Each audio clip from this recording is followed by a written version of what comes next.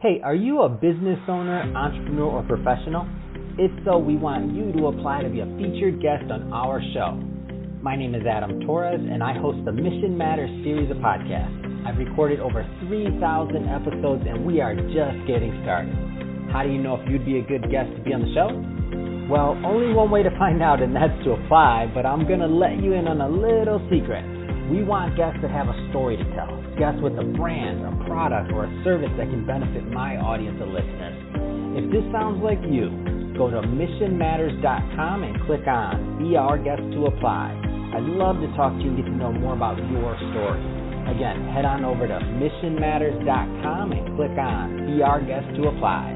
All right, now let's get into the show.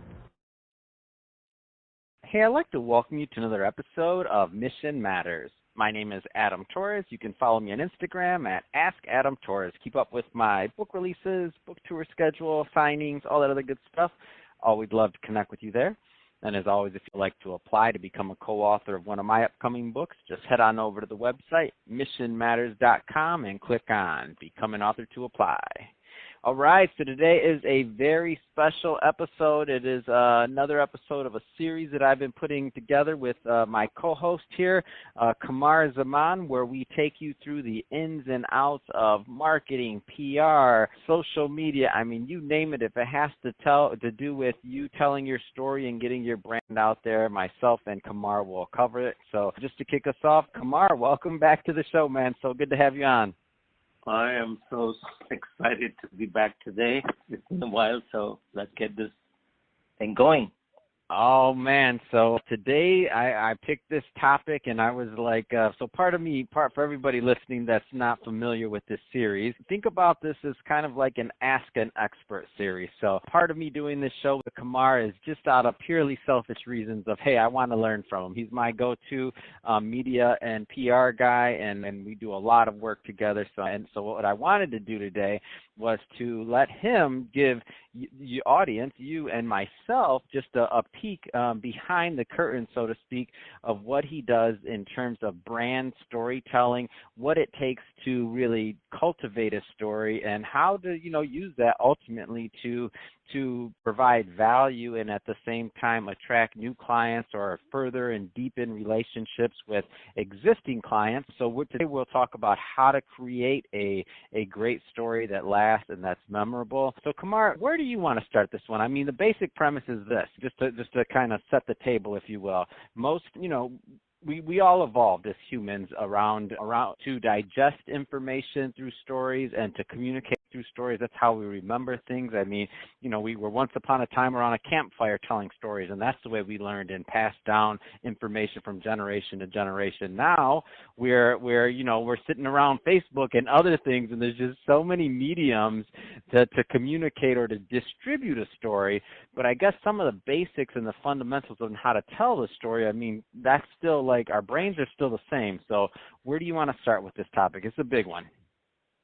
Yes, it is definitely a big one. And where I would like to start is this is my typical day, when the phone rings, ring, somebody on the other side calls me and say, hey, I found your website and I have a story to tell and how you can help me. So this is very typical to me.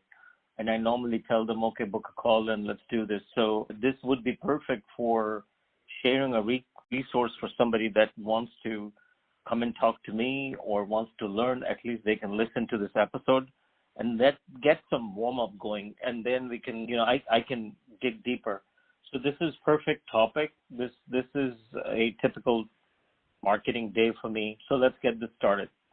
So typically what happens is a lot of people know what is the story, but they don't know how to even tell a story, and they just ask their friend or the wife and say, can you write me a story, and I'll then share it and publish it on my blog.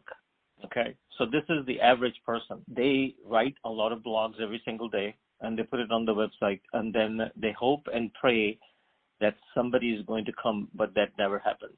So obviously the system is broken. They think, SEO doesn't work, blogs don't work, so I'm going to try to go into Google Ads and then advertise. and they do the same thing there, and it doesn't work. And the reason it doesn't work is because they don't have a story to tell. They're sending the person, the prospect, to a page where there's no story, and nobody wants to be sold. Like, Adam, I don't know, when was the last time you got a phone call and somebody told you, hey, buy this from me, and you bought him? You did not. Most likely you did not. So that's what I want to demystify. It's how to build a story like as if you were on a date, and ultimately you were wanting that date to be your future wife. So let's start with that. Awesome. So, all right, so now taking us through that journey. So we're on the phone. I have my first conversation with you, and I'm like, hey, Qamar, I've been doing all this other stuff, and it's not working. So, where do I begin? I don't know. Maybe I'm not even telling my story right. Now, where do we start there? Right. So my first recommendation when I'm on a phone with you on a Zoom call is I tell them, tell me, what do you want to do with the story? Why do you even want to send the story? So in this case, I'm going to give an example of a law firm, because I work with the law firms a lot.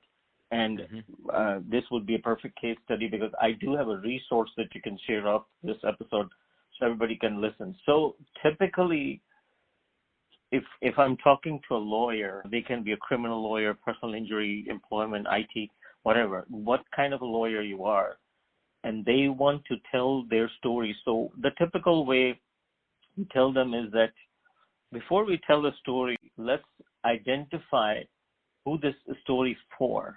And I call this the target audience, because you cannot tell the same story to a grandmother that you want to tell to your girlfriend, right? Because it's two different audiences. So you want to know where is the target audience, who is actually going to listen to the story. Okay. So I do target audience identification. I will talk to you, in this case, the client, and say, okay, what's the target audience that we are going to reach when they read your story? And they tell me the numbers, and I can then take them and help them identify where is this target audience. So, for example, since you live in Los Angeles, California, okay, and if you are a car accident lawyer, we would like to know where is your target audience, right?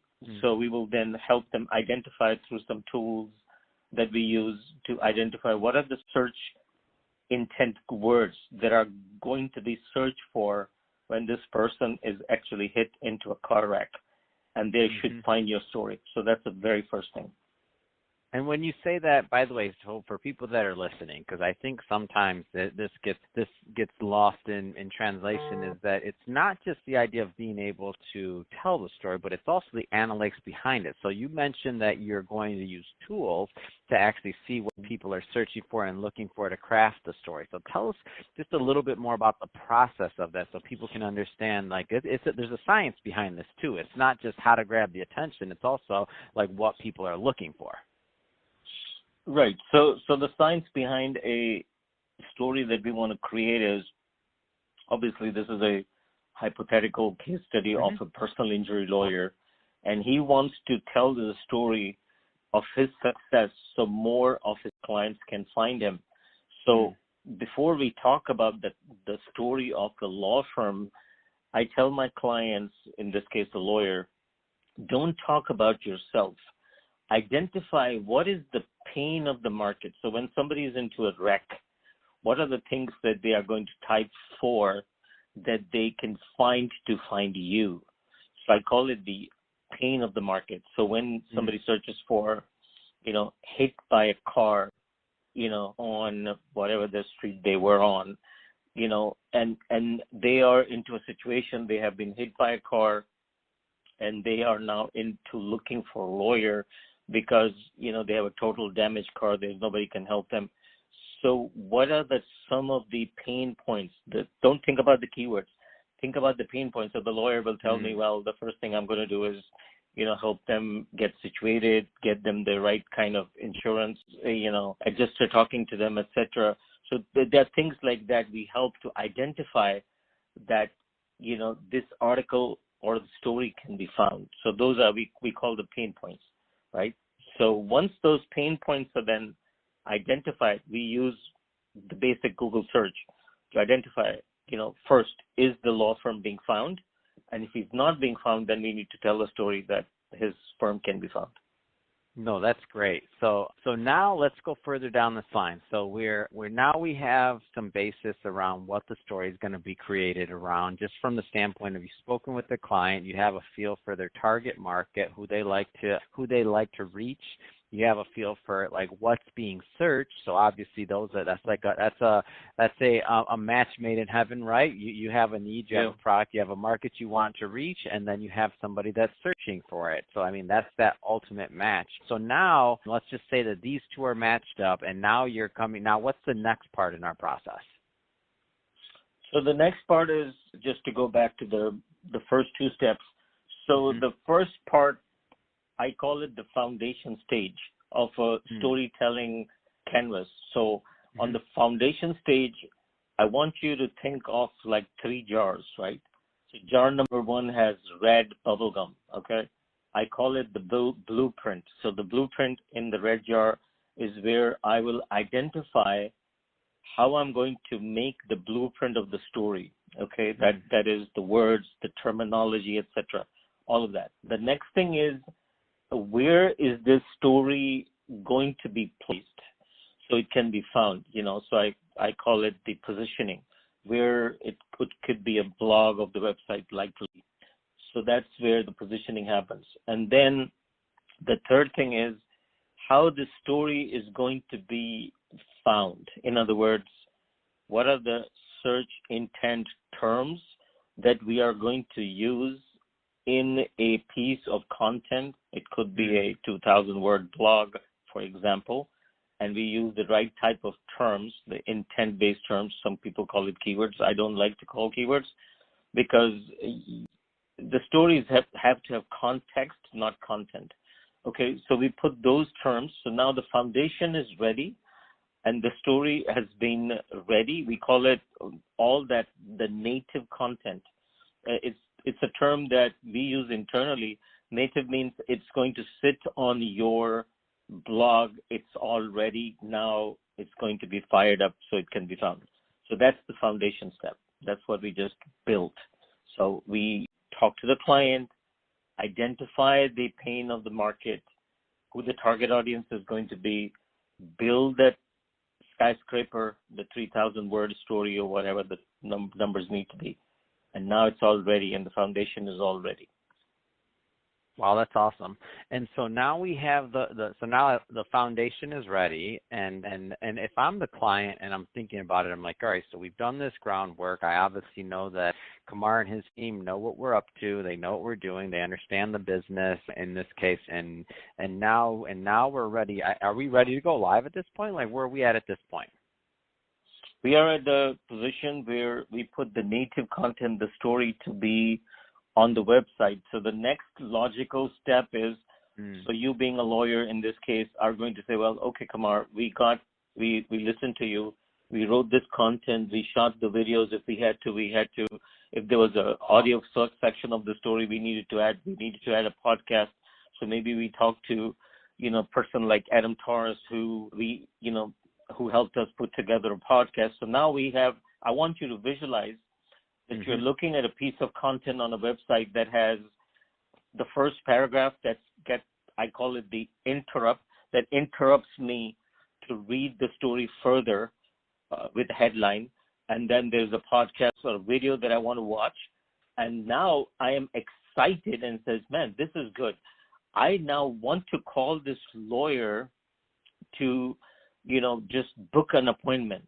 Okay. That's the first thing. Now, that's where we are, but before this story is found, obviously the story is on the website. Nobody has found it yet. What can we do to make this story found? So the next stage is called the branding stage. So what do we do at the branding stage is what I want to cover in the next step. That's awesome. So I think I get it. So, and some of this stuff, just to be clear, we've done kind of I won't use the word intuitively because that means that I have some type of intuition towards it, but I would say by accident, some of these things we've done as we've created some of the things we've done at Mid Matters. And over time, over years and years of doing this, I'm just kind of going back to the beginning when we started.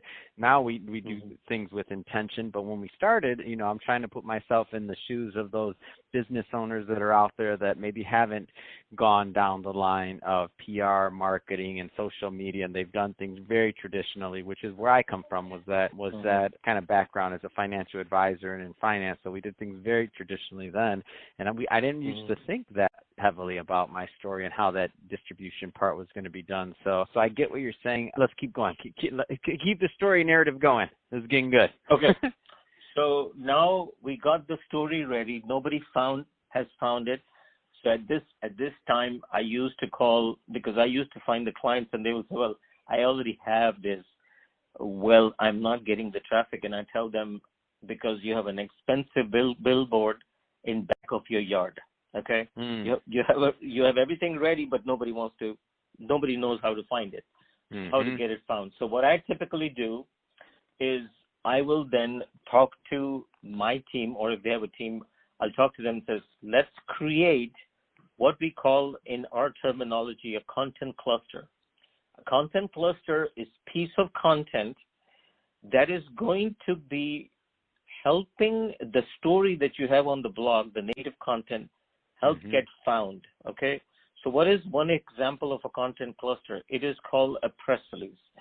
So what we do is we will have the writer read the story and announce the story to the public that, Mr. John Doe of Los Angeles, California, car accident lawyer, blah, blah, blah, launches a resource on their website so you can find him, etc. Now, that's a press release. Press releases are very powerful because they are getting found all the time. So that press release is going to help not only the website get found, but the story get found. So that's the first step. Now, once this press release is done, we have done the first step. We tell the client, now put this, so they got to pick up in Yahoo, Associated Press, Los Angeles Times, etc. Now it's in big media, right? So the traffic starts to come. So now we want to build the trust. So because the press release creates trust, it's on some of the big websites, we ask the client to share this on their social media. So now when they're sharing this story on the social media, for example, Facebook to start with, people are going to see that content on their feed. And they will say, this law firm is helping people with car accidents cases. Now, that is the first step of where the social engagement will start to happen. And at that point, we tell the client, and I'm going a little deeper, we tell the client to start promoting the story on the social media by doing some kind of Facebook ads. So because Facebook natively likes their own platform and, they're getting paid for it, they're going to show your published content that you published on Facebook to more people. So it's going to create more eyeballs. Now, if you found a story that was from LA Times versus your own blog, there are chances that the LA Times story would be more trusted because it's a newspaper. So Facebook will take that, and when they read it, they're going to click on it, and they will go exactly to your blog where the story was. So that's what we call traffic generation. So the press releases creates awareness. It gets fed into Facebook. It creates more of that traffic. We do the same thing. Like if you remember, we had created a YouTube video on this story. So we take that YouTube video, we go to Google, we run some Google ads to that, and then we will drive some more traffic to the YouTube. People watch it. They want to learn more. They come back to your native story. We do the same thing. We buy some Instagram ads, of the story. Now everything is kind of like working like a charm. So you're getting traffic from all trusted sources because people are consuming content there. And now it started to create branding. The purpose of the story is not lead gen. And a lot of people make mistakes that they think, well, I didn't get a phone call. So no, you are not going to get a phone call in the first step. The step is to create branding. It's kind of like a billboard. As you're driving, you're trying to build that. With digital, it's advantageous, and I'll tell you the hack in there, why we are doing that on the step 2. So right now we are creating branding. They're seeing your Facebook ad. They're seeing your Instagram ad. They're seeing your YouTube ad, whatever ads you ran, right? Now they know, okay, this guy, Adam Torres, personal injury law, is really, really famous. He must know what he's doing because we constantly see him. So now your branding is working. The next step, of course, is to get the story, to get more phone calls so you can go laughing to the bank. That's where we come in on the third step or the last step. Wow. So, I mean, this circle, it sounds, or this process, obviously you've done this with many, many clients, and I've worked with you on many of these steps ourselves over at Mission Matters, and it works. I mean, over time, it just works. And the idea of branding and the way it works is pretty phenomenal. And the reason I say that is because we've benefited from it on our end, just on the day-to-day. So if you Google right now, like Adam Torres or Mission Matters or something like that, you'll understand what I mean by, like, we've benefited from branding. And so as time goes on, the more content we put out, the more things we put out, the more organic traffic we get, and month over month our website just continues to grow in terms of organic traffic because we've made the investment on creating the content that people want to look at. So, but we're a media business, or a media company, so that's pretty logical and obvious. Can you maybe comment, Qamar, on why that's also important? For example, for the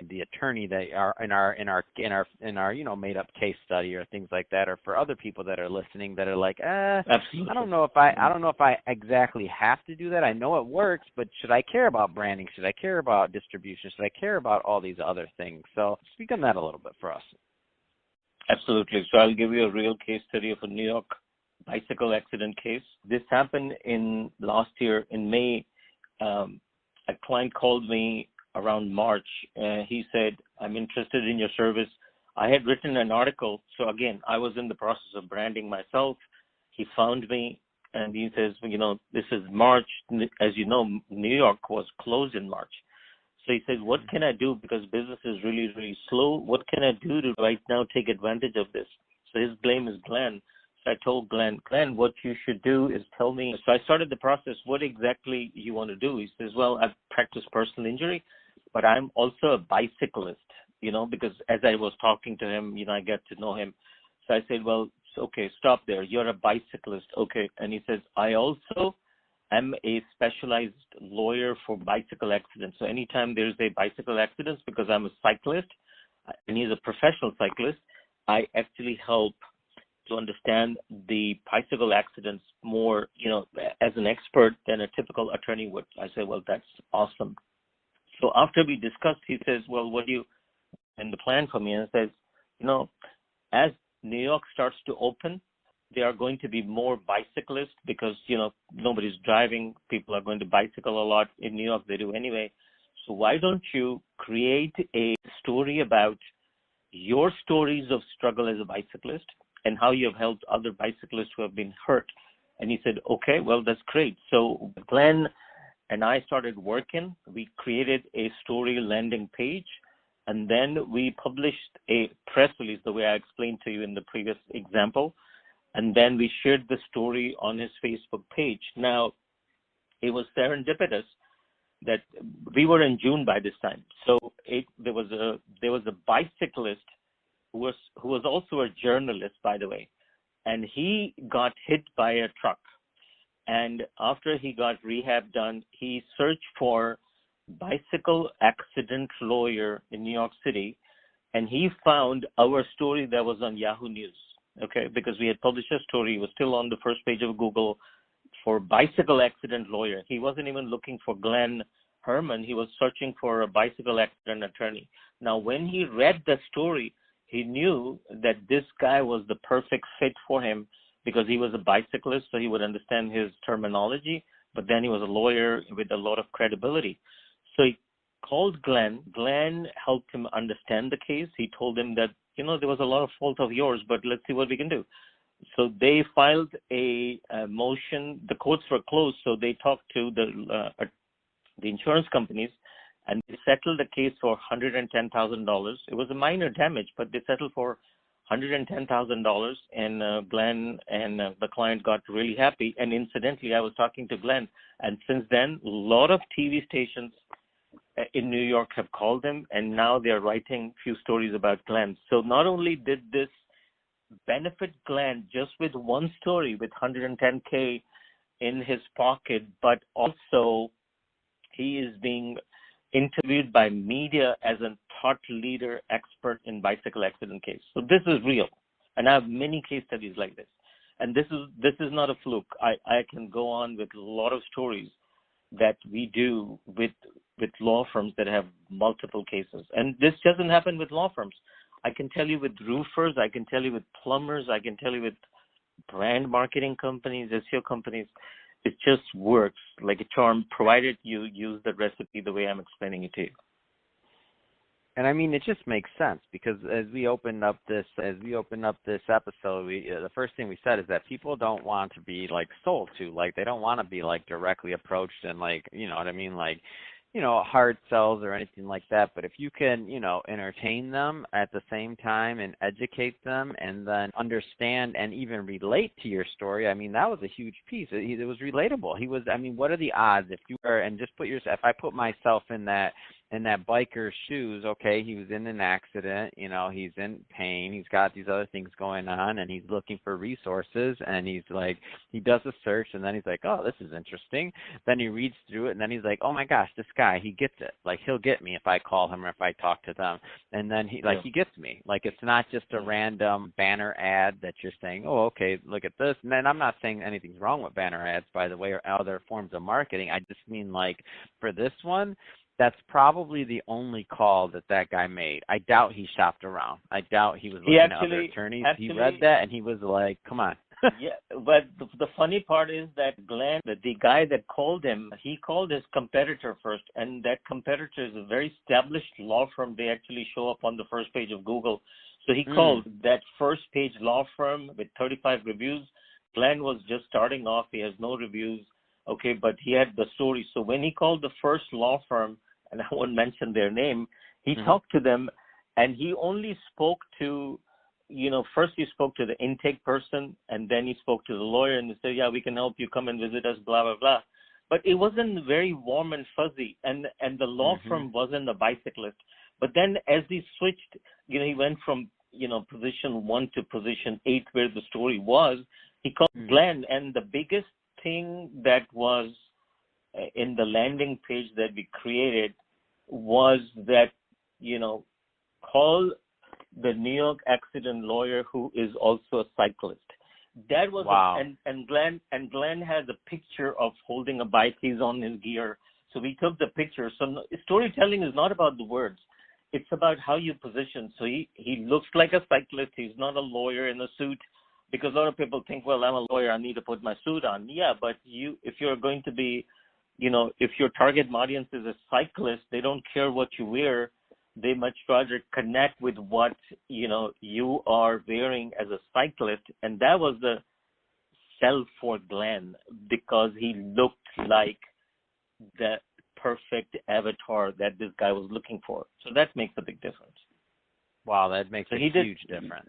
Yeah. So storytelling is not about just writing pieces of content. It's writing the right kind of content with the right kind of images, with a story that strikes, that, you know, it looks like this guy's a family man. He's a lawyer. He has got his wife's picture. He's got his kid's picture.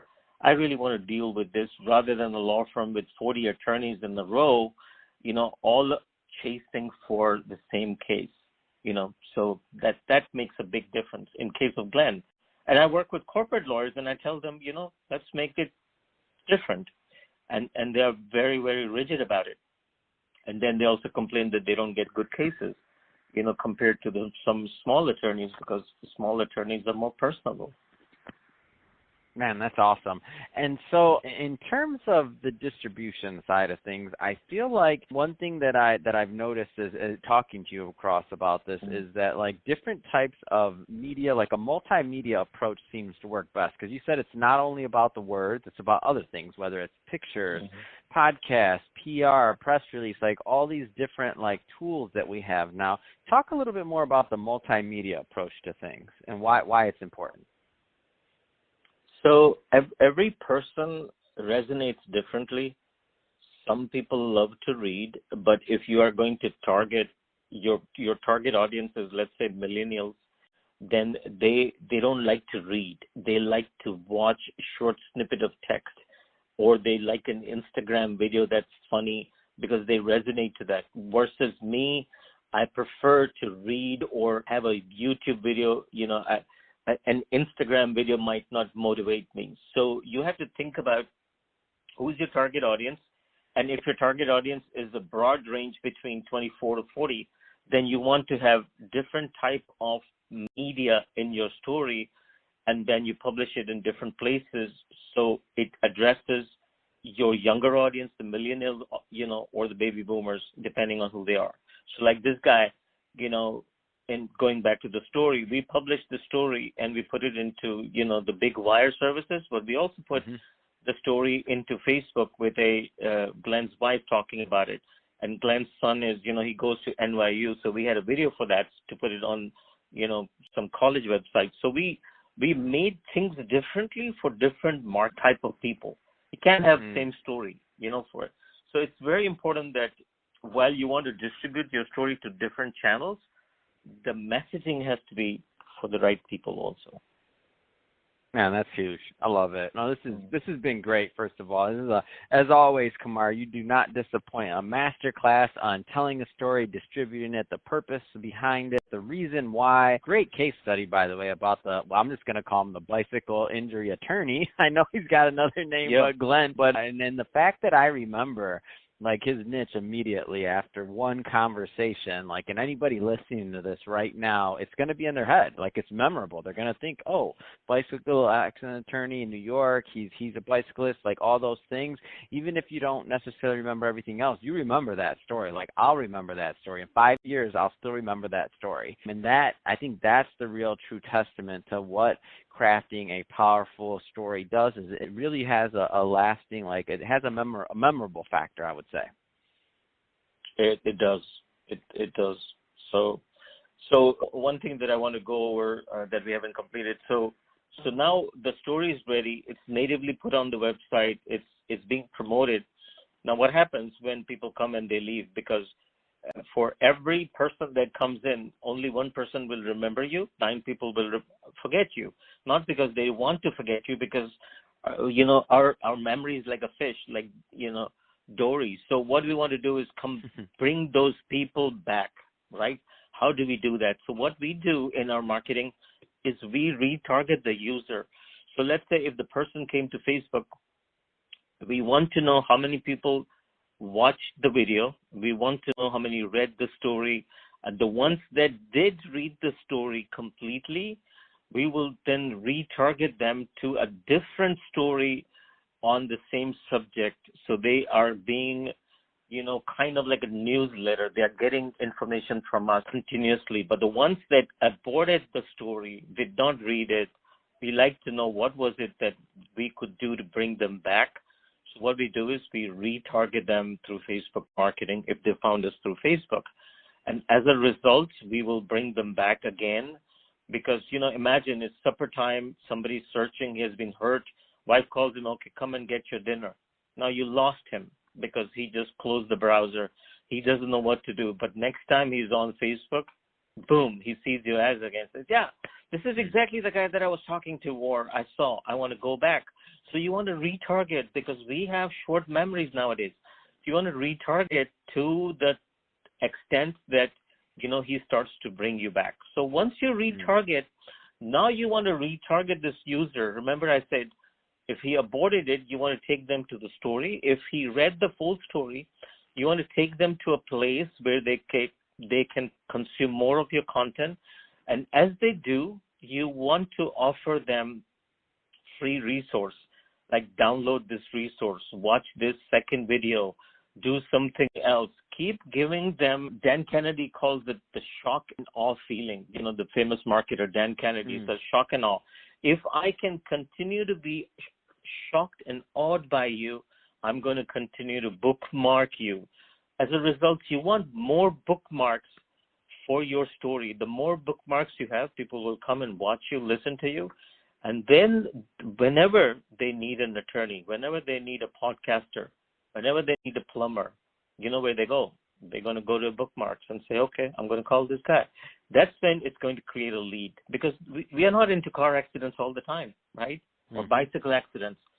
But once we do, we will remember the person that taught us, that educated us, gave a resource, and that's when the leads start to come in. So like you just said, you know, you intuitively did it, but now you're seeing the results. It's because, you know, we call it the time value of money. People that continue to do good efforts, with passage of time, they get results. You know, you go to med school for 4 years, you become a doctor because you continue to study for 4 years, yeah? But if you don't do anything and you just hope that something is going to happen, it doesn't happen. Oh, that's well said. That is well said. And now you got me all fired up over here. I'm like, come on now, what's my next story? What are we gonna do next? Like, it's fun. And then I think something to not be overlooked is that it is fun to create and to craft and to like tap into that creative side of things and to work with different firms to do that. Because I can say, like, again, coming from my background, you know, when I was a financial advisor and that was my day to day, I feel like I was kind of pigeonholed into this box where I said, you know, I couldn't create or I couldn't be a creative side too, and like the story I was just told wasn't quite as important, or it wasn't as you know, it was all just numbers and analytics and spreadsheets and things like that, and you know, different money matters, which of course that's a very important part. I mean, that's how you do your day-to-day job and function, right? Creating financial plans. This story, the part about telling the story, to me, it's just a lot of fun too. Like, it's just a lot of fun to see the results. I mean, the results are obviously great. And when you see somebody, when the phone rings, when somebody says they saw your story, when somebody watched your video or heard your interview, that part is great. Like, or when they say that you made a difference in their life based on sharing something of your story, like, that just feels good, obviously. But it's just, I think it's just fun. Like, it's just fun to create these stories and to do this. I just want to leave you with this thought. When COVID happened, the only resource that I had, I wanted to help people. You know, the funds were limited for some people. With God's grace, you know, I was blessed. So I thought, what can I do to, you know, resonate in the market? So what I did was I gave free stories to people, and I taught them how to write their stories and bring it, and we'll distribute it. And in 6 months, we have given almost like more than 6 months, $500,000 worth of free stories to business people. We have got great reviews. Some people have been transformed, you know, significantly just by doing free stories. So it definitely is fun when you are helping people. You know, it's just happening. It's great feeling to be with. You know. Ah, what a rock star. Love it. Well, I just have to say I'm excited already for our next topic and our next episode together. But that being said, about out of time on this one. If somebody wants to follow up and they want to learn more about KISS PR and what you're doing on the day-to-day to help business owners succeed and to generate traffic and to tell their story, I mean, what's the best way for people to follow up with you and your... Very simple, kisspr.com. where we keep it super simple with predictable results, kisspr.com, and they can just go to our website. It's very simple. They will be able to find us and able to talk to me personally. I deal with all type of clients, from very small to big ticket clients, and then we follow up with, you know, our sales team and help desk. So we are fully agile and able to help everybody. Perfect. Again, Qamar, awesome having you back on the show. And to the audience, as always, thank you for tuning in.